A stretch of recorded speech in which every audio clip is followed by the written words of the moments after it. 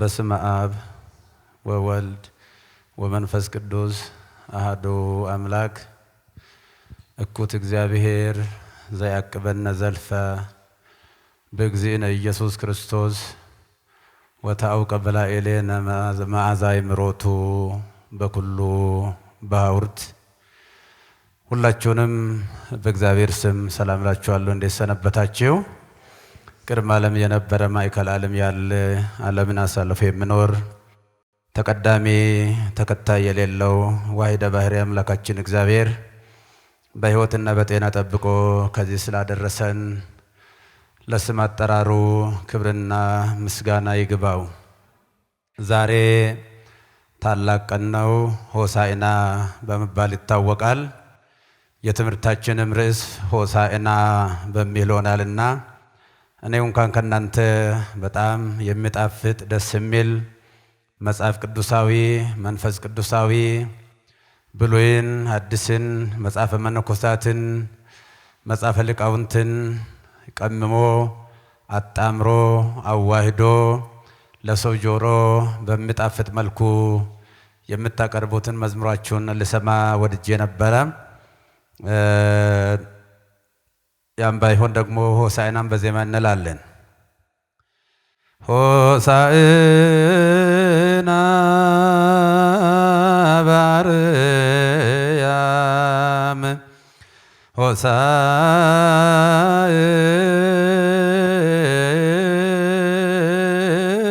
ሆሳዕና በአርያም ሆሳዕና በአርያም ውደተ ሆሳዕና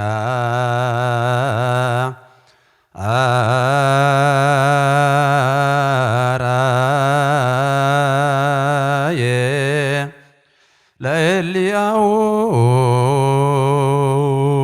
አርዳይ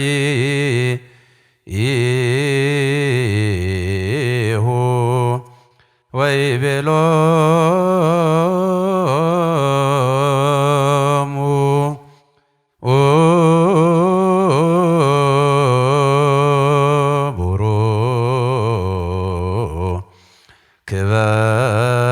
ቡሩክበሉ ዘትጸርዑ በአብይ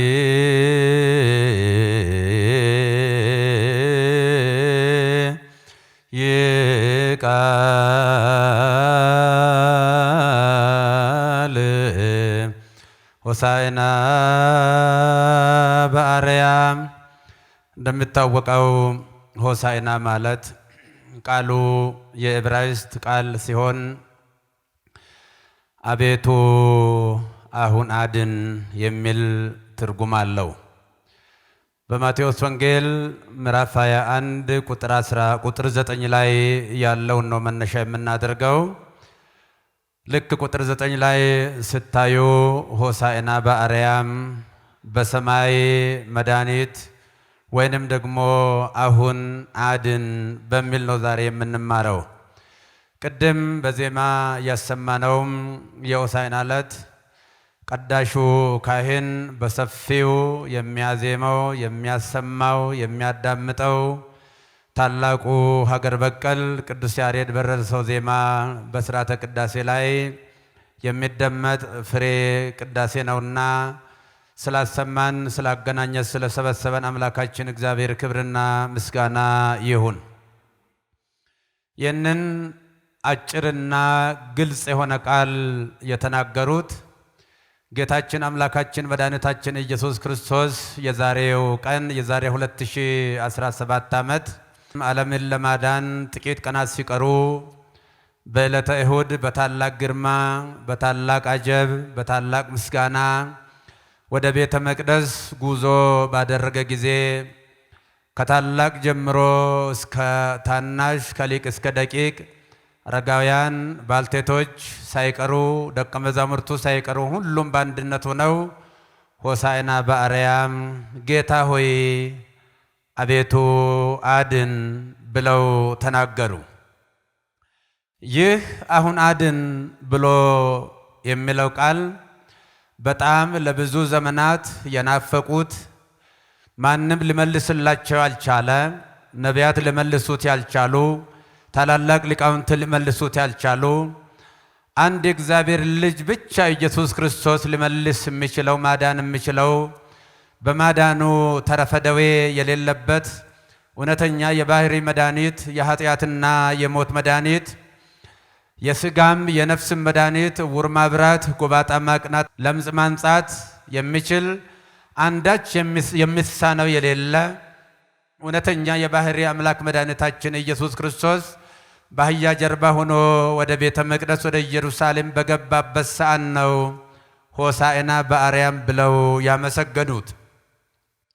እኛም ዛሬ ሆሳዕና በምድር ሆሳዕና በአርያም አቤቱ ጌታ ሆይ አሁን አድን፣ አዳኛችን አንተ ነህ፣ ከሰማይ በታች ከምድር በላይ ሌላ አዳኝ የለም፣ የዓለም ቤዛ የዓለም መድኃኒት ብለን በታላቅ ምስጋና በዝማሬ በቅዳሴ በእልልታ አምላካችንን እንድናመሰግን ቅዱስ ፈቃዱ ይሁንልን። ጌታችን አምላካችን መድኃኒታችን ኢየሱስ ክርስቶስ አብዛኛውን ጊዜ ከሚያድርበት ከሚያሳልፍበት ከደብረ ዘይት ተራራ ሁለቱን ደቀ መዛሙርት ቤተፋጌ ወደሚባለው መንደር ላከ ይላል። እነዛን ደቀ መዛሙርት እነሆ በፊታችሁ ወዳለው መንደር ሂዱ፣ የታሰሩ አህዮችን ሁለት አህዮችን ታገኛላችሁ፣ እናቲቱንና ውርንጫዋን ፈታችሁ አምጡልኝ፣ ለምን የሚላችሁ ሰው ካለ ጌታቸው ይፈልጋቸዋል በሏቸው፣ ያን ጊዜ ያሰናብቷቸዋልና አላቸው።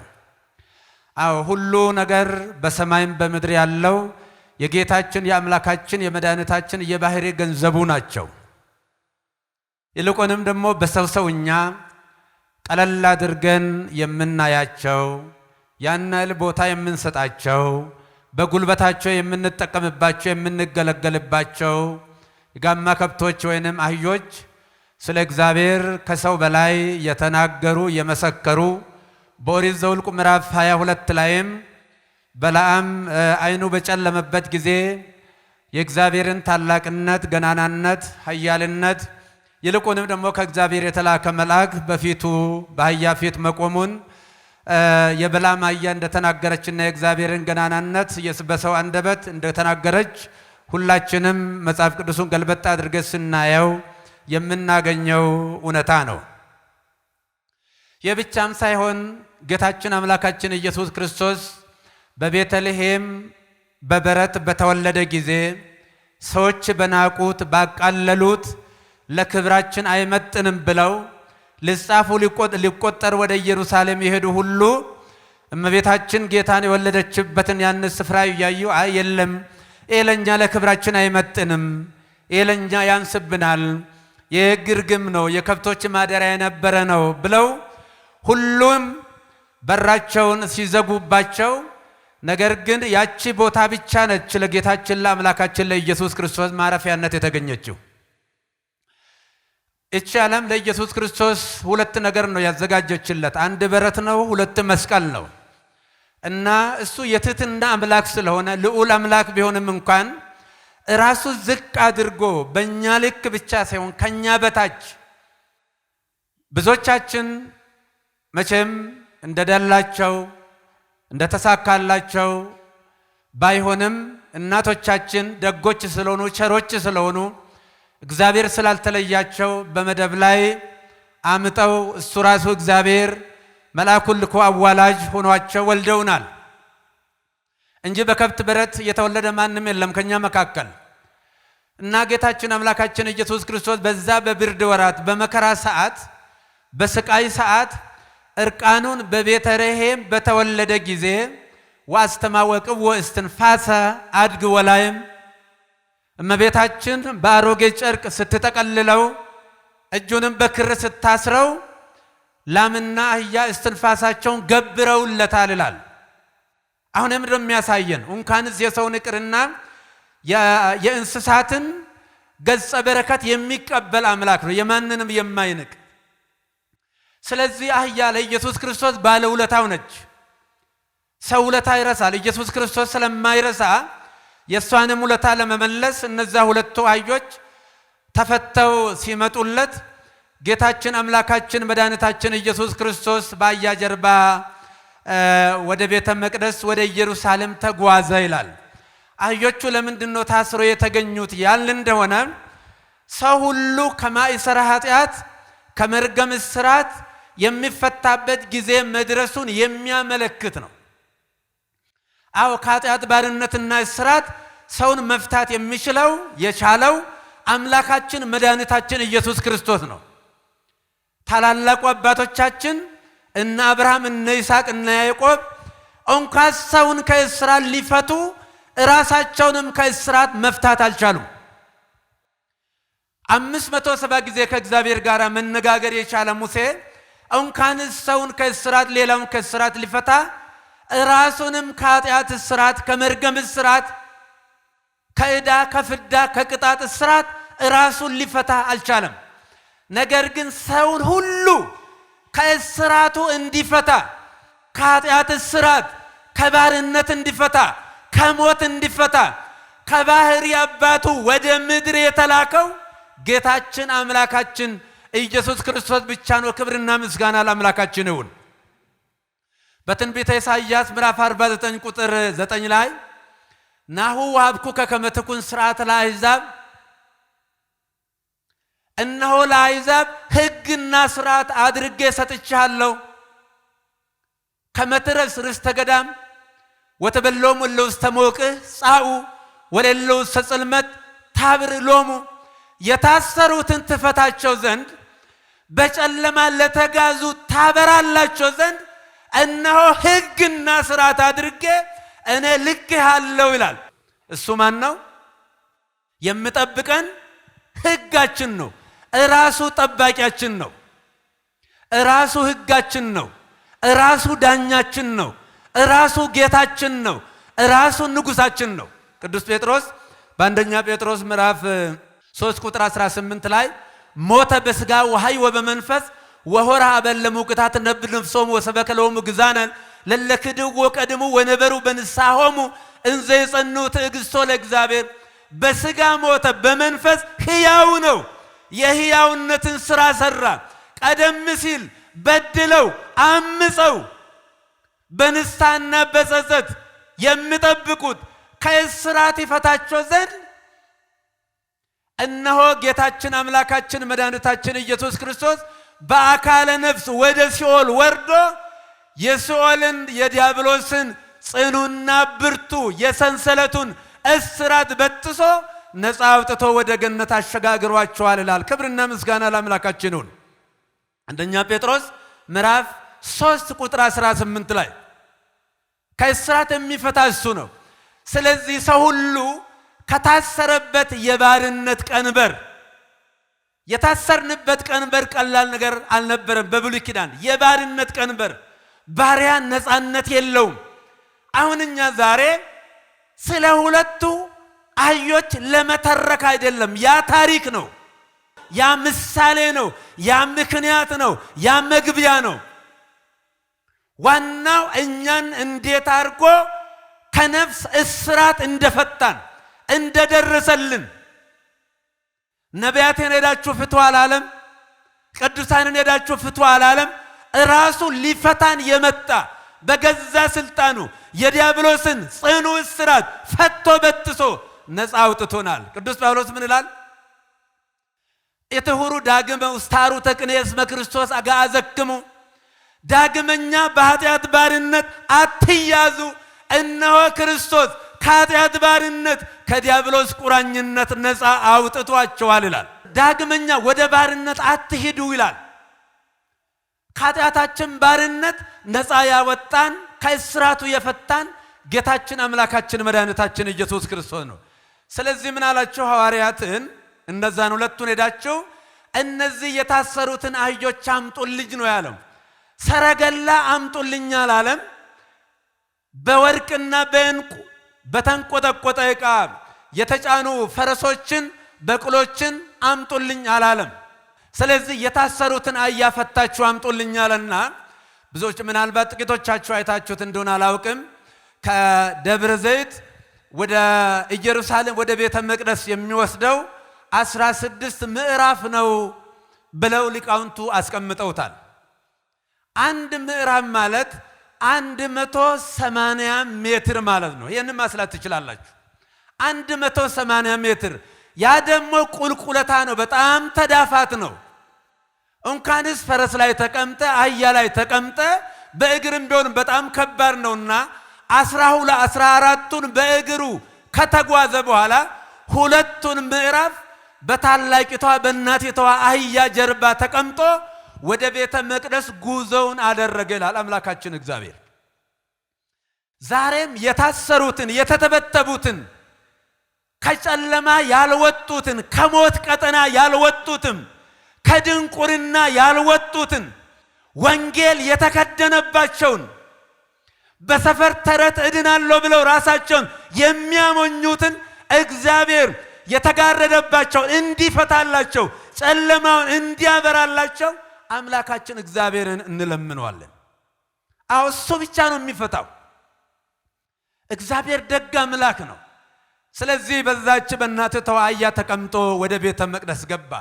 ባጭሩ የአህዮቹን ምሳሌ ለመግለጥ አንደኛ አምላካችን ልዑለ ባህሪ ነው። ኢየሱስ ክርስቶስ ልዑለ ባህሪ ማለት እሱ ከፍ ያለ ሰማየ ሰማያት የማይወስነው ታላቅና ቅዱስ አምላክ ነው። ለእግዚአብሔር የሚመጥን አንዳችም ነገር የለም። ሰብአዊ መላካዊ ፍጡር ለእግዚአብሔር ክብር አይመጥንም። አዎ እሱ በኪሩቤል ጀርባ ላይ የሚቀመጥ ነው ብንልም እሱ ይሸከማቸዋል እንጂ እነሱ አይሸከሙትም። ልዑል ነው እግዚአብሔር። ለምሳሌ ባጭር ቋንቋ አንድ መስታወት እንደዚህ ተሸክማችሁ በፊታችሁን ስታዩ መስታወቱን ማን ነው የተሸከመው? ማን ነው ያዘው? ንገሩኛ። ሰው አይደለም። ስልካችሁን አውጥታችሁ ብትሞክሩ ሰልፊ ነው የምትሉ ፎቶ ስታነሱ ራሳችሁ ይዛችሁ ራሳችሁ ታነሳላችሁ። ልክ እንደዚህ ሁሉ እሱ ኪሩቤልን ሰማየ ሰማያትን ሁሉ ተሸክሞ በዘፈቀደ ይገለጥባቸዋል ይታይባቸዋል እንጂ ለልዑል እግዚአብሔር ክብር የሚመጥን በሰማይም በምድርም አንዳችም ነገር የለም። ነገር ግን ልዑለ ባህሪ ቢሆንም ታላቅ ቢሆንም ታላቅነቱ ትሑት እንዳይሆን አልከለከለውምና በኪሩቤል ጀርባ ላይ የሚቀመጠው አምላካችን መድኃኒታችን ኢየሱስ ክርስቶስ ራሱን ዝቅ አድርጎ ነገሥታተ እስራኤል በማይቀመጡባቸው የአህዮች ጀርባ መጓዙ ስናስብ አንድ ነገር ትዝ ይለናል። ኢየሱስ ክርስቶስ ፍጹም በትሕትና ነው የኖረው ምድር ላይ። በልዕልና አይደለም የኖረው። የባርነት ኑሮ፣ የመከራ ኑሮ፣ የስቃይ ኑሮ፣ ቤት የለውም፣ ርስት የለውም፣ ጉልት የለውም፣ ማደሪያ የለውም። ቀን በምኩራብ ያስተምራል፣ ሌሊት ደግሞ በኤሊዮን ዋሻ ያድራል። ስለዚህ የኖረው ኢየሱስ ክርስቶስ የትሕትና ሕይወት ነው። ምን ይላል በሉቃስ ወንጌል ምዕራፍ 22 ቁጥር 27 አንድ ቃል ይገርመኛል። ደቀ መዛሙርቱ እርስ በርሳቸው ሲወዳደሩ መኑ ውእቱ ዘየአቢ ዘይረፍቅኑ ወሚመ ዘይትላክ ወአንሰ ከመላእክ በማእከሌክሙ። ተወዳደሩ ሐዋርያት። በውኑ በማዕድ ቁጭ ብሎ የሚመገበው ነው ወይስ ቆሞ የሚያገለግል ነው? እኔ በእናንተ መካከል ቆሞ እንደሚያገለግል ሰው እንጂ በዙፋን ወይንም በወንበር ላይ ተቀምጦ በማስታጠቢያ ውሃ ቀርቦለት እጁን ታጥቦ ወይንም የሚጎነጭና እንጀራ እንደሚጎርስ ሰው አይደለሁም ነው ያለው ኢየሱስ ክርስቶስ። ልብ በሉ። ራሱን የመሰለው በልዑላን አይደለም፣ ራሱን የበሰለው በባሪያ። ታዲያ እኛስ እንዴት ነው መኖር ያለብን? ሁልጊዜ በደንብ እንዲገባን የሚያስፈልገው አንዳንድ ሰው በጣም ራሱን ይከምርና ሁልጊዜ ስለ ራሱ ትልቅነት ያወራል።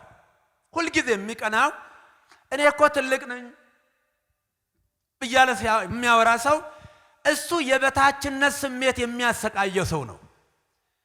የበላይነት ስሜት የሚወለደው ከበታችነት ስሜት ነው፣ ከባርነት ስሜት ነው። በነፍሱ ነፃ የወጣ ሰው ግን አገልጋይ ነው እንጂ እብሪተኛ አይደለም። በነፍሱ ነፃ የወጣ ሰው ወንድሞችና እህቶችን በማገልገል ይደሰታል። ስለዚህ አምላካችን ኢየሱስ ክርስቶስ ልዑለ ባሕርይ ስለሆነ እነ ሰለሞን የሄዱባቸው ሰረገላዎች ለሱ የማይገባ ሆነው አይደለም። እነ ዳዊትም የሄዱባቸው ሰረገላዎች ለሱ የማይገባ ሆነው አይደለም። ነገር ግን ከፍ ያለ ነገር ሳይፈልግ አቅም በሌላት ጉልበት በሌላት ሮጣ በማታመልጥ አሳዳ በማትይዝ በተራ ደካማ አህያ ጀርባ መጓዙ ስናይ ኢየሱስ ክርስቶስ ለኛ የዋለውን ውለታ አስቡት። ይሄንን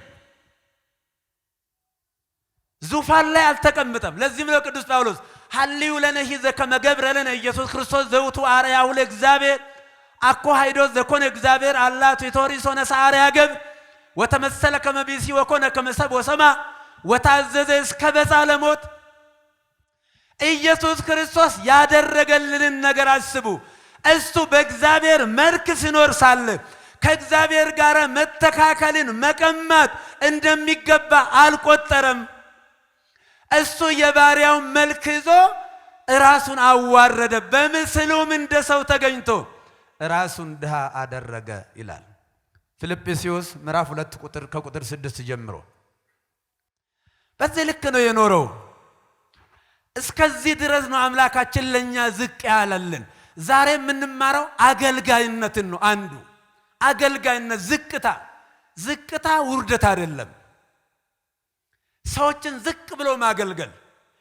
አንዳንድ ጊዜ አንዳንድ ቦታ ስናይ አይ እኔ ቤተ ክርስቲያን እንጂ የሰው ጉዳይ አይደለም እኮ የቄስና የመነኩሴ ጉዳይ አይደለም ይላል።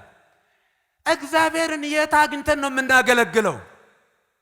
እሱ እንደ ሰው በሰው እጅ አይገለገልም እኮ ነው የሚለው። በሰው እጅ እንደ ሰው በሰው እጅ አይገለገልም፣ ሰው በሰራለትም አይኖርም ይላል። ሰማይ ዙፋኑ ነው፣ ምድር የእግሩ መረገጫ ናት። የሐዋርያት ሥራ ምዕራፍ 17 ከቁጥር 26 ጀምሮ ይህንን ነው የሚለው። ስለዚህ ኢየሱስ ክርስቶስ በዚህ ልክ እኛን ለማክበር ለእኛ ትሕትና ለማስተማር በሁለቱም አህዮች ጀርባ ተቀምጦ ወደ ቤተ መቅደስ ገባ። ምሳሌው ያቺ እናቲቷ የኦሪት ምሳሌ ነች።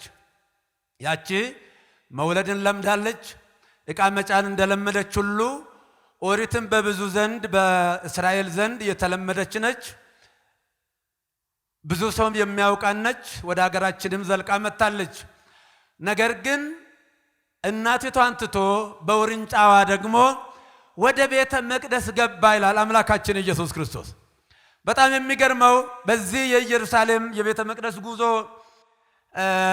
ሆሳዕና እስራኤል በሙሉ በነቂስ ወጥተው ከታናሽ እስከ ታላቅ ከሀገር መሪዎች እስከ ቀበሌ አስተዳዳሪዎች አንድ ሰው ቤት ሳይቀር በአዋጅ እሱ በአህያ ጀርባ ተቀምጦ ሲጓዝ ሆሳዕና በአርያም ሆሳዕና በአርያም አቤቱ አሁን አድን፣ በእግዚአብሔር ስም የሚመጣ የተባረከ ነው እያሉ ጌታ ሆይ እንኳን አንተ ይቅርና አንተ የተቀመጥክባት አህያ መሬት መርገጥ የለባትም እያሉ እየጎዘጎዙለት ለአህያዋ ምንጣፍ እያነጠፉ ለሱም ደግሞ ልብሳቸውን በአህያ ላይ እየጫኑ በታላቅ ምስጋና በታላቅ ክብር በታላቅ አጀብ የኢየሩሳሌም ከተማ እስክትፈነዳ ድረስ ሀገሪቷ እስክትናወጥ ድረስ በታላቅ ምስጋናና ፍቅር ወደ ቤተ መቅደስ አገቡት ይላል።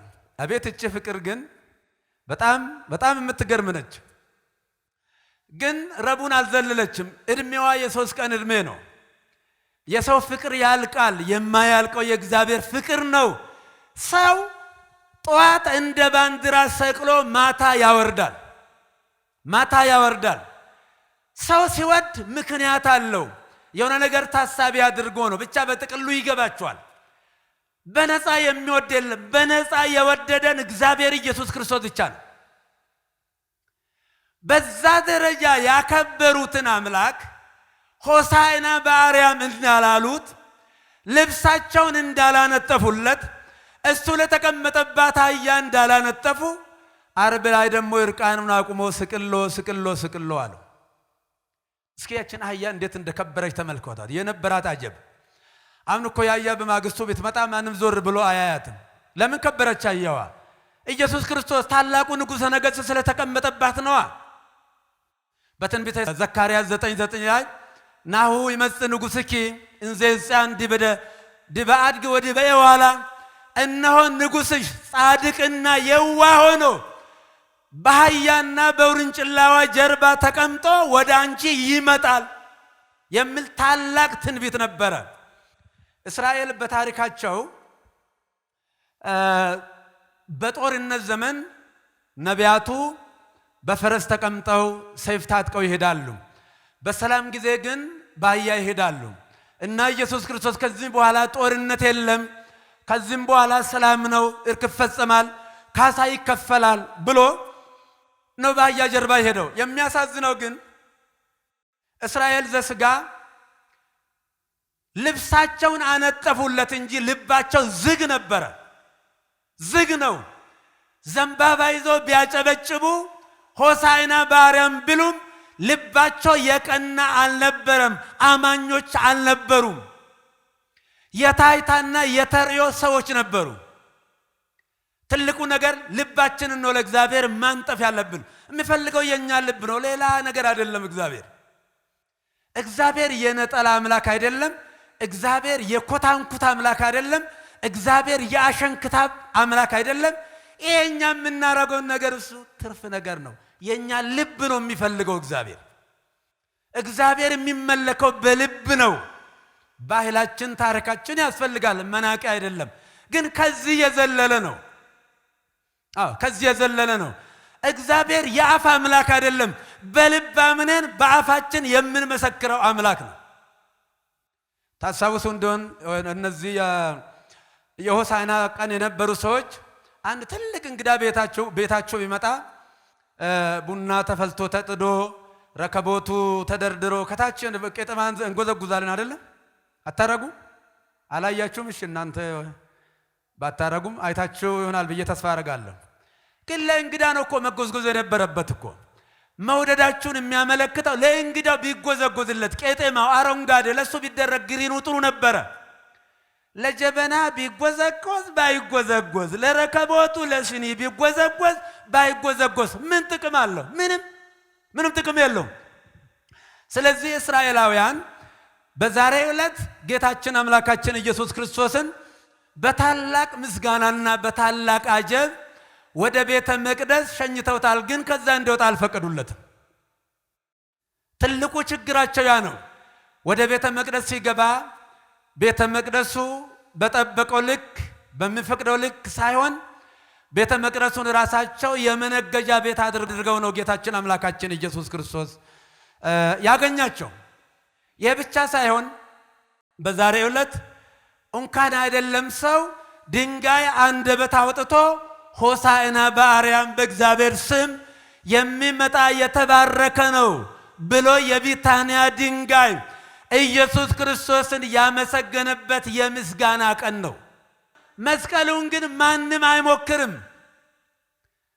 ሆሳዕናን ዘንባባውን ለመከፋፈል ጣታችን ላይ ለማሰር፣ ግንባራችን ላይ ለማሰር በጣም እንሮጣለን። ግን ዓርብን የሚሞክረው የለም። ኢየሱስ ክርስቶስ ያንን ታላቅ አጀብና ታላቅ ምስጋና ከነሱ አንደበት ቢቀበልም እንኳን እንደሚሞት ያውቅ ነበረ። እሞታለሁ፣ እሰቀላለሁ ወበከመ ሰቀሎ ሙሴ ለአርዌ ብርት በገዳም ከማሁ ሀለው ለወልደ እጓለ እመሕያው ይሰቀል ከመ ኩሉ ሰብ ዘያምን ቦቱ ይታጎል አላ ይረክብ ሕይወተ ዘላለም። የመጣው ኢየሱስ ክርስቶስ ለመዝናናት አይደለም፣ ለመሞት ነው የበቃው። አስቦ አቅዶ ለመሞት ነው የመጣው። ስለዚህ ምን አለ? ሙሴ በምድረ በዳ እባብን እንደሰቀለ ሁሉ የሰው ልጅም ሊሰቀል ይገባዋል፣ በሱ የሚያምን ሁሉ እንዳይጠፋ የዘላለም ሕይወት እንዲኖረው እንጂ ይላል። የዮሐንስ ወንጌል ምዕራፍ 3 ቁጥር 14 ላይ እስራኤል በአንድ ወቅት በምድረ በዳ ኃጢአት ሰርተው ነዘር እባብ ሲነድፋቸው እግዚአብሔር ለሙሴ አንድ መመሪያ ሰጥቶት ነበር። መርዝ የሌለው የናስ እባብ ሰቅለህ ሁሉም ወደ እባቡ ይመልከቱ እና ድምፁም ይመታ፣ ያዩት አይተው ይድናሉ፣ የሰሙት ግን ድምፁን የሰሙት ግን ይድናሉ አለ። ራሱን የመሰለው በዛ በናሱ እባብ ነው። በናሱ እባብ ለምን? የናሱን እባብ እስራኤል ዳሰውት አይደለም፣ ነካክተው ተሻሽተውት አይደለም፣ በጆሮ ሰምተው በዓይናቸው አይተው ነው። እኛም በጌታችን በአምላካችን በኢየሱስ ክርስቶስ በሱ አምነን ቃሉ ሰምተን በሱን አምነን እንጂ በእኛ ስቃይና ጽድቅ መዳን አንችልም። በብሉይ ኪዳን ሰዎች ጾሙ፣ ጸለዩ፣ ጾማቸው ጸሎታቸው ሊያድናቸው አልቻለም። ዛሬም ሌላ መዳኛ የለም። መዳኛው እሱ ብቻ ነው። አዳኝ እሱ ብቻ ነው። አቤቱ አሁን አድን። አዎ አሁን አዲስ ኪዳን በአሁናዊ የጊዜ ቀመር ውስጥ የምትኖር በዕለተ ዓርብ ያፈሰሰው ደሙ ለዘላለሙ ሲያድን ይኖራል። ለዘላለሙ አዳኝ ነው። ለዘላለሙ መድኃኒት ነው። ስለዚህ በማዳኑ ተረፈ ደዌ የሌለበት ጌታችን አምላካችን መድኃኒታችን ኢየሱስ ክርስቶስ በዛሬ በዕለተ ሆሳዕና ብዙ ነገሮችን ያስተምራል። አንደኛም ራሱ ዝቅ አድርጎ ራሱን ከሰው በላይ ሳያደርግ እስራኤላውያን ነገስታት፣ የሮማውያን መንግስት ተወካዮች፣ የግሪክ መንግስት ተወካዮች በማያደርጉት በማይሞክሩት በአህያ ጀርባ ተጉዟል። ስለዚህ ዛሬም እኛም ከጌታችን ከአምላካችን ከኢየሱስ ክርስቶስ የምንማረው ሌላ ነገር አይደለም፣ ዝቅታን ነው። ሁለተኛ ስለታሰሩት አህዮች ሺህ ዘመናት መተረክ አይደለም። ለሺህ ዘመናት ታስሮ ተተብትቦ ከወጥመድ ማምለጥ ያቃተውን የሰው ልጅ እግዚአብሔር ወልድ ኢየሱስ ክርስቶስ እንዴት አድርጎ ወጥመዱ ሰብሮ ነፃ እንዳወጣ ይሄ ነው መሰበክ ያለበት። ይሄ ነው መሰበክ ያለበት። አሁን እስራኤል ስናነጠፉለት ቅጠልና ለአህያና አህያ ጀርባ ላይ ስለጎዘጎዙት ጨርቅ አይደለም፣ በቀራንዮ ስለፈሰሰልን ስለጋረደን ደሙ፣ ስላጠበን ደሙ፣ ስለቀደሰን ደሙ፣ ስለሚሸፍነን ደሙ ከቤት በላይ ገመና ከታች ከልብስ በላይ ነውር ሰዋሪ ስለሆነው ስለ ጌታችን ስለ አምላካችን ስለ ኢየሱስ ክርስቶስ መከራ ነው። የቤተ ክርስቲያን ሕይወት ይሄ ነው። ቤተ ክርስቲያን ሆሳዕና ላይ አይደለም ያለችው። ዛሬ የሆሳዕና ግርግር ለቤተ ክርስቲያን አይጠቅማትም፣ አያስፈልጋትም። ቤተ ክርስቲያንን የጠቀማት ያዳናት የወለዳት የገለጣት የዕለተ ዓርቡ የጌታችን የአምላካችን የኢየሱስ ክርስቶስ መከራ ነው። የሚያሳዝነው በእሁድ ከሕፃናት ጀምሮ እስከ ሌሎቹ ድረስ በታላቅ አጀብ ምድሩ ተጨናንቆ መርገጫ እስኪጠፋ ድረስ ጠጠር መጣያ እስኪጠፋ ድረስ ሲጮሁ የነበሩት ዓርብ ላይ ግን የሉም። ዓርብ ላይ የሉም። ሰው የሚባለው የዓርብ ሰው ነው። ብዙ ሰዎች አሉ መጽሐፍ ቅዱስ። አንዱ የሆሳዕና የሰላም ጊዜ የደስታ ጊዜ ሁካታ መፍጠር፣ ግርግር መፍጠር፣ ፊት ለፊት መሰለፍ። በደስታ ጊዜ አንዳንድ ሰው ፊት ለፊት መሰለፍ ይወዳል። በቃ ደስ የሚለው መሰለፍ ነው። ልክ ስኒ ወደ ፊት ለፊት ትሰለፋለች። ግን ስኒ ነች የምትሰለፈው እንጂ ከስኒ በስተጀርባ ቡናውን የተከለ ያረሰ የዘራ የለቀመ ያጠበ ወደ ገበያ ያመጣ የገዛች እናት ያጠበች እናት የወቀጠች እናት ያፈላች እናት ደረጃ በደረጃ ካየነው ስኒ ፊት ለፊት ትሰለፋለች እንጂ ስራ አትሰራም።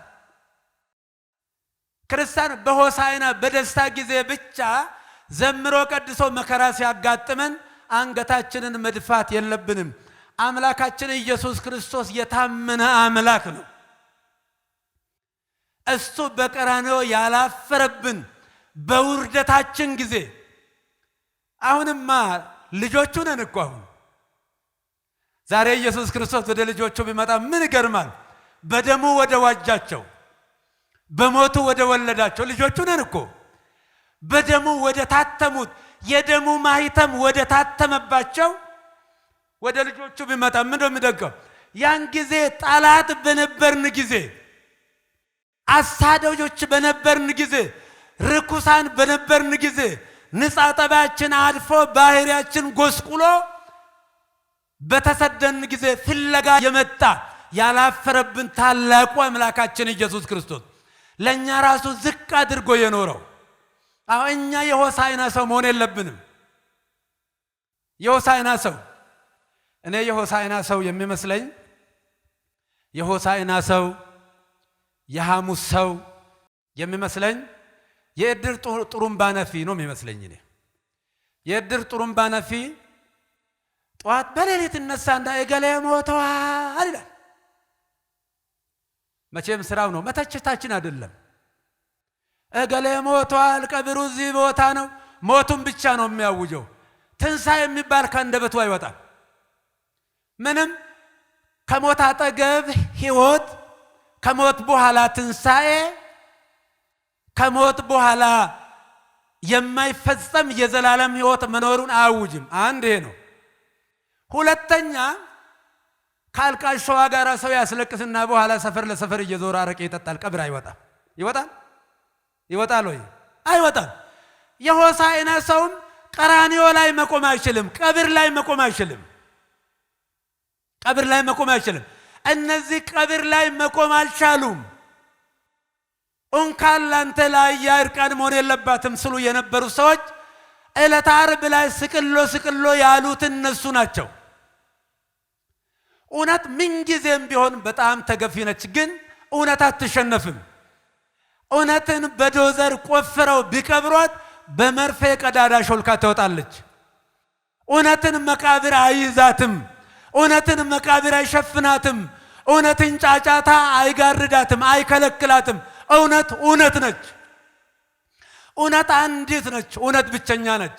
እንዳልኳችሁ ጸሎተ ሐሙስ፣ ምሴተ ሐሙስ ከኢየሱስ ክርስቶስ ጋር በግራና ቀኝ ሆነው ከሱ ጋር ስጋውን ከእጁ እየተቀበሉ ሲበሉ የነበሩ ሐዋርያት እነ ጴጥሮስ እመክዱከ ኩሎሙ አንሰ ይክህደከ፣ ማንም ብክድ ጌታ ሆይ እኔ አልክድም ብሎ ሲፎክር የነበረው ዓርብ ላይ ግን የለም።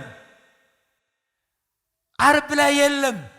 ዓርብ ላይ የቆሙት በነፍሳቸው የቆረጡት ኢየሱስ ክርስቶስን አምና ዓለሜ ነው ያሉ ብቻ ናቸው። ዓለሜ አንተ ነህ ያሉት ይቆማሉ፣ የትም አይሄዱ።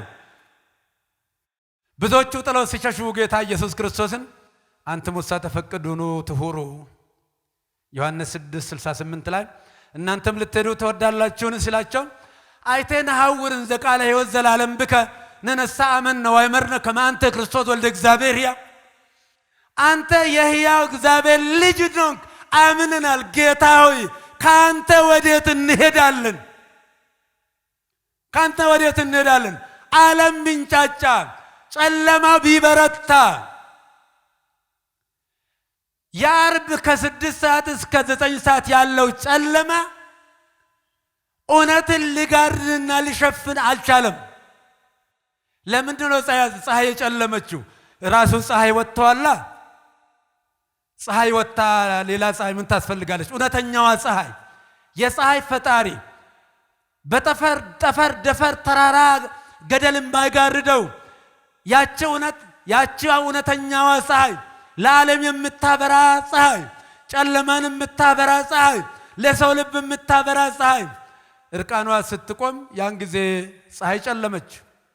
እነማ ነበሩ ያን ጊዜ? እንደ ድንግል ማርያም ነበሩ። እነ ወንጌላዊ ቅዱስ ዮሐንስ፣ እነ ማርያም መግደላዊት ነበሩ። ስለዚህ እኛም ዛሬ ዋናው ትልቁ ነገር የሆሳዕና ቅጠል ይዞ ጨርቅ አጣፍቶ የመዘመርና ከዛ በኋላ እንደ ጨው የሟሟት ጉዳይ ሳይሆን የኔና የእናንተ ዓላማ ከቄጠማውም ያለፈ ከጉዝጓዙም ያለፈ ከዘንባባም ያለፈ ዓላማ አለን። ለአምላካችን ለኢየሱስ ክርስቶስ ዛሬ እኛ የምናነጥፈው ነጠላችንን አይደለም፣ ልባችንን ነው የምናነጥፍለት። ልባችንን ነው የምንሰጠው፣ ሕይወታችንን ነው የምንሰጠው። ለምን? እሱ ሕይወቱን ነው የሰጠን። እዚህም ነው ዛሬ በዕለተ ሆሳዕና ሆሳዕና በአርያም በሰማይ ያለ መድኃኒት አቤቱ አሁን አድን። በዛን ዘመን የነበሩ እውሮች፣ አንካሶች በአጠቃላይ ከበሽታቸው ስለተገላገሉ ሆሳዕና በአርያም አቤቱ አሁን አድን ይሉ ነበረ። እነሱ እኮ የሚለምኑት ስለ ትልቁ አይደለም፣ ስለ ትንሹ ነገር ነው። ልክ ወደ ኢያሪኮ ሲመጣ እውሮች ተሰብስበው አንተ የዳዊት ልጅ አድነን እያሉ ይዘምሩ ነበረ፣ ይጸልዩ ነበረ። እውር ማብራት፣ ጎባጣ ማቅናት፣ ለምጽ ማንጻት ለኢየሱስ ክርስቶስ ተራ የተራ ነገር ነው። እናቶቻችን ወደ ገበያ ሲሄዱ ሽንኩርት ሲገዙ እግረ መንገድ ቃሪያ ገዝተው እንደሚመለሱ በጣም ትንሽ ነገር ነው፣ ትልቅ ነገር አይደለም። እሱ የመጣው ሌላው ነፍስን ለማዳን ነው። በሰው ላይ የተንሰራፈውን የዲያብሎስን ግዛት አንኮታኩቶ ጥሎ ለአንድና ለመጨረሻ ጊዜ በቀራንዮ በሚከፍለው ዋጋ በብሉይ ኪዳን ያሉትን ወደ ገነት መልሶ ወደ ሀገራቸው መልሶ ለኛ ደግሞ መንገዱን አጽንቶ ዕዳችንን አስወግዶ ካሳ ከፍሎ እኛን ነፃ ለማውጣት ነው። ስለዚህ እኛም ዛሬ ጌታ ሆይ ዛሬ አድን እንለዋለን። ዛሬም በናፍቆት እንጠራዋለን። ኢየሱስ ክርስቶስ የዓለም ናፍቆት ነው፣ የማይጠገም ነው።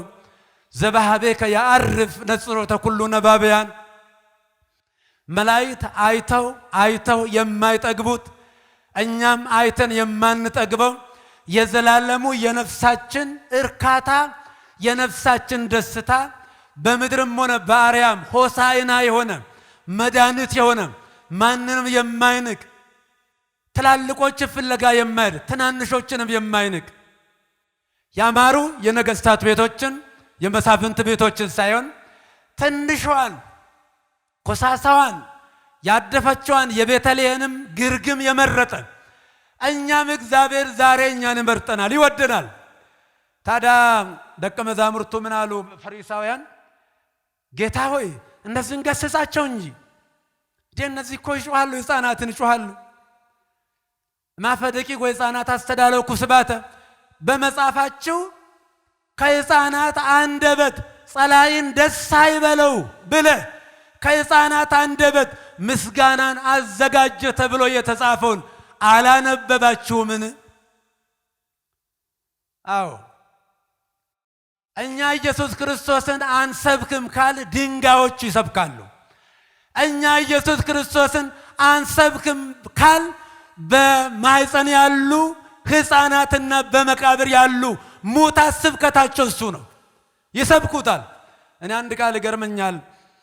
ሲከለከሉ ሕፃናቱ ጭራሽ ባሰባቸውና ሆሳዕና በአርያም ሆሳዕና ለወልደ ዳዊት እያሉ ዘመሩ። አብዳነው ለዚህ ዓለም ሐረ እግዚአብሔር ከመያሳፍሮሙ ለጠቢባን የዚህን ዓለም ጠበብቶችን ያሳፍር ዘንድ እግዚአብሔር የዓለምን ሞኝ ነገር ከንቱ ነገር መረጠ ይላል።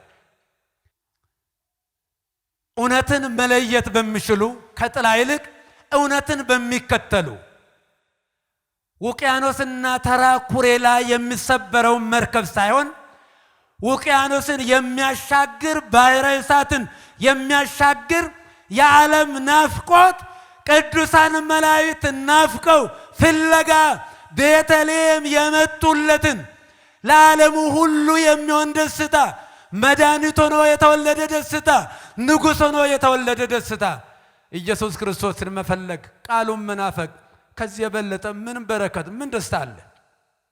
ዓርብ ማለት እኮ ይሄ ነው። ዓርብ ማለት ይሄ ነው።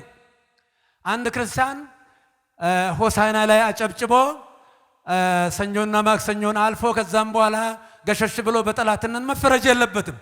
እንዳልኳችሁ የነዛ ሰዎች በዛ ደረጃ ልክ እንዳላመሰገኑ ከረቡ ጀምሮ በጌታችን በአምላካችን በኢየሱስ ክርስቶስ ላይ የሚገርም አድማ አድርገው በሁለት ቀን ውስጥ ለስቅላት አድርሶታል። የሆሳዕና ፍቅር አታዋጣም። የሆሳዕና ፍቅር ጉንፋን ነች። የሆሳዕና ግርግር የትም አታደርስም። እውነተኛ ፍቅር፣ አሻጋሪ ፍቅር፣ የማይናወጠው ፍቅር፣ ማንም ሊቋቋመው የማይችል ታላቁ ፍቅር የቀራንዮ የዕለተ ዓርብ ፍቅር ነው። ስለዚህ እናንተ የዕለተ ዓርብ ላይ ነው ያሏችሁትና በጥቅሉ በዛሬ በሆሳዕና በዓል በርከት ካሉ ነገሮች ኢየሱስ ክርስቶስ የታሰሩ አህዮችን እንደፈታቸው፣ ዛሬም የታሰሩ በጥንቆላ የታሰሩ በሟርት የታሰሩ በአጓጉል ጅላጅሎች የታሰሩ ሁሉ እንዲፈቱና ወደ ብርሃን እንዲመጡ የእግዚአብሔር ዙፋን እንዲሆኑ፣ አዎ የእግዚአብሔር ዙፋን እንዲሆኑ፣ የእግዚአብሔር አገልጋይ እንዲሆኑ እንድታውቁ ነው። ማንንም እንደማይንቅ ኢየሱስ ክርስቶስ ለአገልግሎት ማንንም እንደማይንቅ እኛንም እንደሚፈልገን ማወቅ እንዳለብን ነው።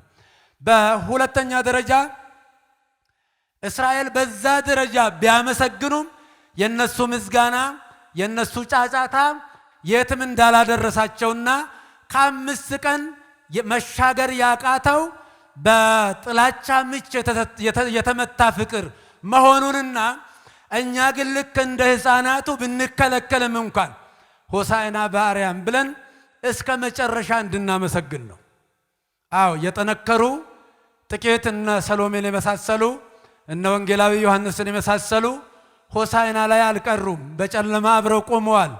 ስለዚህ እኛም ለቤተ ክርስቲያናችን የሚጠቅማት የሚበጃት ሆሳዕና ሳይሆን ዕለተ ዓርብ ነው። እነሱ ቅጠል ጎዘጎዙለት፣ ጨርቅ አነጠፉለት።